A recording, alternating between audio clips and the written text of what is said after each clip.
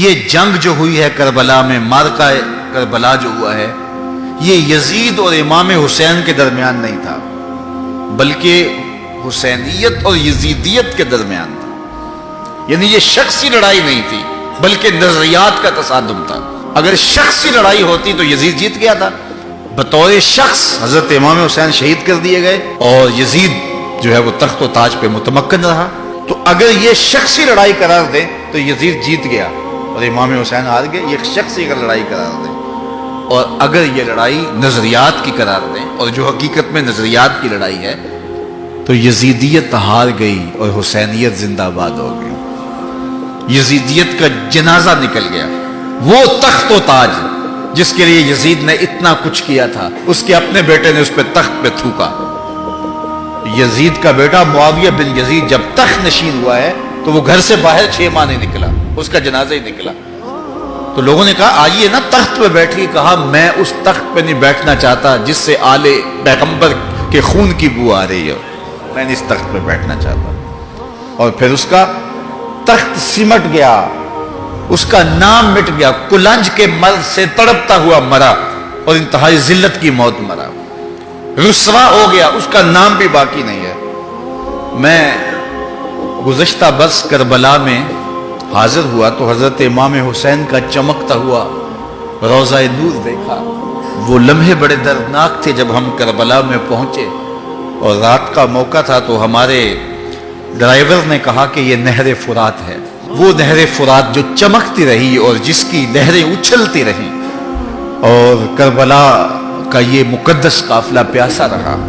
تو عجیب قلب کے اندر کیفیات کا ایک جہان تھا۔ یہ تو امام حسین کا روضہ ہے نا، لیکن یزید کا نشان نہیں ملا۔ میں نے تاریخ کی کتب میں ڈھونڈا کہ یزید کی قبر کہاں ہے، تو مجھے تاریخ نے بتایا مزبلہ دمشق، دمشق کے اندر کوئی جگہ ہے جہاں لوگ کوڑا پھینکتے ہیں، تو اس کوڑے کے نیچے کہیں یزید کی قبر ہے۔ نشان بھی نہیں ہے کہاں ہے، لیکن اتنا پتا ہے اس روڑی کے نیچے یزید کی قبر ہے۔ یزید کی قبر مزبلہ دمشق میں، اور امام حسین کا قبضہ آج بھی کربلا پہ۔ تو یزید کا نام مٹ گیا، اس کا تشخص مٹ گیا، امام حسین کا نام بھی باقی، آپ کا ذکر کی باقی، اور آپ کے تذکروں کی خوشبو بھی باقی۔ تو یہ شخصی لڑائی نہیں تھی۔ میں نے اس دن عرض کیا تھا کہ طلحہ بن عدی بن حاتم نے 30,000 لوگ پشت پہ کھڑے ہونے کی بات کی تھی، لیکن امام نے اس پیشکش کو ٹھکرا دیا تھا، اس لیے کہ آپ حق اور باطل کی راہیں اجالنا چاہتے تھے، اور وہ انہوں نے اجال لی۔ حضرت امام حسین کی شہادت کے بعد بھی یہ جنگیں جاری رہیں۔ مالک اشتر کی قیادت میں مختار سقفی کی فوجیں ابن زیاد کی فوجوں کے مقابلے میں فرات کے کنارے لڑ رہی تھی۔ اللہ تعالیٰ نے فتح دے دی، ابن زیاد نے گھوڑے کو ایڑ لگائی اور میدان چھوڑ کے بھاگ گیا، باقی جو بھی قابو آتا اس کو پکڑ کے قتل کر دیا جاتا۔ خیر یہ لوگوں کی پہنچ سے بہت دور نکل گیا، لیکن اس کا جی گھبرا رہا تھا، پیاس کی شدت تھی، گھوڑا بھی ہانپ رہا تھا۔ تو یہ چلتے چلتے صحرا میں گیا تو وہاں اس نے دیکھا کہ ایک خیمہ ہے، تو سوچا کہ میں چلتے چلتے ان سے پانی کا گھونٹ مانگ لوں تاکہ اپنے جگر کی پیاس تو بچا سکوں۔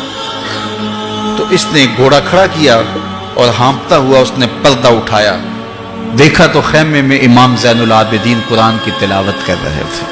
تو جب اس نے دیکھا تو ایک دفعہ تو شرم سے پانی پانی ہو گیا، لیکن مرتا کیا نہ کرتا، پیاس کی شدت تھی کہ حضرت پانی دیجئے۔ امام زین العابدین نے دیکھا اور پھر گھڑے سے کٹورا بھرا اور اس کے ہاتھ میں تھمایا، سمجھا کہ حضرت نے مجھے پہچانا نہیں، پانی پی لیا، شدت کی پیاس تھی، پھر مانگا، آپ نے پھر دیا، تیسری مرتبہ پھر مانگا، آپ نے پھر دیا۔ 3 کٹورے پانی کے پینے کے بعد امام زین العابدین سے کہنے لگا حضرت شاید آپ نے مجھے پہچانا نہیں۔ امام زین العابدین ابھی تک ضبط کیے بیٹھے تھے، آنکھوں سے موٹے موٹے آنسو نکلے۔ کہا بدبخت تجھے نہیں جانتا جس نے میرا خاندان اجاڑ دیا، 6 ماہ کے بچے بھی نہ چھوڑے، جس نے مخدرات کو اونٹوں پہ بٹھایا، کیا تجھے نہیں جانتا جس نے خاندان نبوت اجاڑ دیا؟ تو کہا حضرت اگر جانتے ہیں تو میرے ساتھ یہ سلوک کیا کیا؟ کہا ایک دن ہم مہمان بن کے تمہارے گھر آئے تھے، جو تم نے کیا وہ تمہارے خاندان کی ریت تھی، آج مہمان بن کے ہمارے دروازے پہ تم کھڑے ہو، جو ہم کر رہے ہیں ہمارے خاندان کی ریت ہے۔ تو یہ شخصی لڑائی نہیں تھی یہ نظریات کا تصادم تھا، تو امام حسین رضی اللہ تعالیٰ عنہ جو چاہتے تھے وہ ہوا، حق اور باطل کی سرحدیں بالکل واضح ہو گئیں، نہ یزید کا وہ ستم رہا، نہ زیاد کی رہی وہ جفا، رہا تو نام حسین جسے زندہ رکھتی ہے کربلا۔